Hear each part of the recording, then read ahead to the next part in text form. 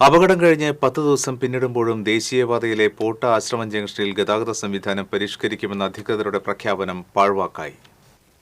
പോട്ട ആശ്രമം റോഡിൽ നിന്നും ദേശീയപാത മുറിഞ്ഞുകിടക്കുന്ന വാഹനങ്ങളുടെ സഞ്ചാരം നിർത്തുമെന്നായിരുന്നു നഗരസഭാ ചെയർമാൻ അറിയിച്ചിരുന്നത്. ഇതിനുവേണ്ടി ദേശീയപാതയുടെ മധ്യഭാഗം അടച്ചിടുമെന്നും കിഴക്കുഭാഗത്തെ സർവീസ് റോഡിൽ നിന്നുള്ള വാഹന പ്രവേശനങ്ങൾ തടയുമെന്നും പറഞ്ഞിരുന്നു. പഴയ NH-ൽ നിന്നും ഇരിങ്ങാലക്കുട തൃശൂർ റൂട്ടിലേക്ക് പോകുന്ന വാഹനങ്ങൾ സുന്ദരികവല സർവീസ് റോഡ് വഴി കടത്തിവിടുമെന്നും അറിയിപ്പുണ്ടായി. എന്നാൽ എല്ലാം പ്രഖ്യാപനത്തിൽ മാത്രം ഒതുങ്ങുകയായിരുന്നു. സുന്ദരികവല സർവീസ് റോഡ് വീതി കൂട്ടിയതിനെ തുടർന്ന് ചാലക്കുടി ടൗണിൽ നിന്നുള്ള സ്വകാര്യ ബസ്സുകളും KSRTC ഓർഡിനറി ബസ്സുകളും മാത്രം ഇതിലെ സർവീസ് നടത്തുന്നുണ്ട്.